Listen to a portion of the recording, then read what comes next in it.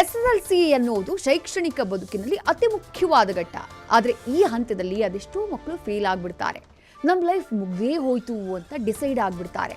But ಹೀಗೆ fail ಆದಂತಹ ವಿದ್ಯಾರ್ಥಿಗಳ ಪಾಲಿಗೆ ಡಿವೈಎಸ್ಪಿ ದಾರಿದೀಪವಾಗಿದ್ದಾರೆ. 6 ಸಬ್ಜೆಕ್ಟ್ ಫೇಲ್ ಆದಂತಹ ಮಕ್ಕಳನ್ನ ಕೂಡ ಪಾಸ್ ಆಗುವಂತೆ ಮಾಡಿದ್ದಾರೆ.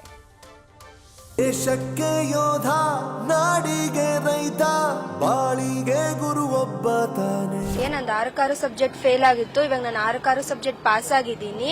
ಅಕ್ಷರ ಕಲಿಸೋ, ಅಜ್ಞಾನ ಅಳಿಸೋ, ಅವನೂನು ಅನ್ನದಾತಾನೆ.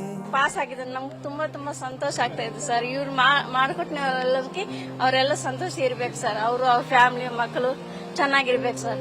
ತಪ್ಪು ಸರಿಯ ತಿದ್ದಿ ತಿಳಿ ಹೇಳಿ ಸಮಬುದ್ಧಿ, ನಮ್ಮ ಚಿತ್ತ ಶುದ್ಧಿಯಾಗೋ ಹಾದಿ.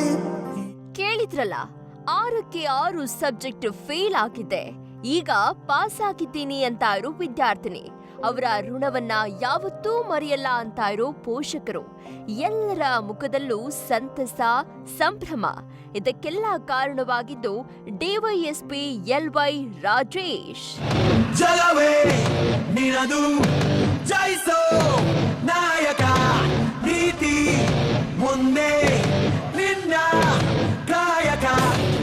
ಹೆಣ್ಣೊಂದು ಕಲಿತ್ರೆ ಶಾಲೆ ತೆರೆದಂತೆ ಅಂತಾರೆ. ಅದೇ ರೀತಿ ಇಷ್ಟು ದಿನ ಅಡ್ಡದಾರಿ ಹಿಡಿದವರಿಗೆ ಖಾಕಿ ಧರಿಸಿ ಪಾಠ ಕಲಿಸ್ತಾ ಇದ್ದ ಲೋಕಾಯುಕ್ತ ಡಿವೈಎಸ್ಪಿ LY ರಾಜೇಶ್ ಎಸ್ಎಸ್ಎಲ್ಸಿಯಲ್ಲಿ ಫೇಲ್ ಆದ ಮಕ್ಕಳಿಗೆ ಭವಿಷ್ಯದ ಪಾಠ ಮಾಡಿದ್ದಾರೆ. ಡಿವೈಎಸ್ಪಿ ಶ್ರಮದಿಂದ ರೇ ಎಕ್ಸಾಮ್ನಲ್ಲಿ 178 ವಿದ್ಯಾರ್ಥಿಗಳ ಪೈಕಿ 103 ವಿದ್ಯಾರ್ಥಿಗಳು ಪಾಸ್ ಆಗಿದ್ದಾರೆ. ನಾನು ಫೇಲ್ ಆಗಿ 3 ಸಬ್ಜೆಕ್ಟ್ ಫೇಲ್ ಆಗಿತ್ತು. 3 ಸಬ್ಜೆಕ್ಟ್ ಫೇಲ್ ಆಗಿತ್ತು. ಅದನ್ನ 3 ಸಬ್ಜೆಕ್ಟ್ ನಾನು ಓದಿ ಚೆನ್ನಾಗಿ ಪಾಸ್ ಮಾಡ್ಕೊಂಡಿದ್ದೀನಿ. ರಾಜೇಶ್ ಸರ್ ಅಲ್ಲಿ ವಿಡಿಯೋ ಕಳಿಸಿದ್ರು. ಟ್ಯೂಷನ್ ಮಾಡ್ತಾ ಇದ್ರು ಲಾಂಛನದಲ್ಲಿ. ಈ ಶಿಬಿರಕ್ಕೆ ಖಾಸಗಿ ಶಾಲೆಯ 18 ಶಿಕ್ಷಕರು ಸಾಥ್ ನೀಡಿದ್ರು.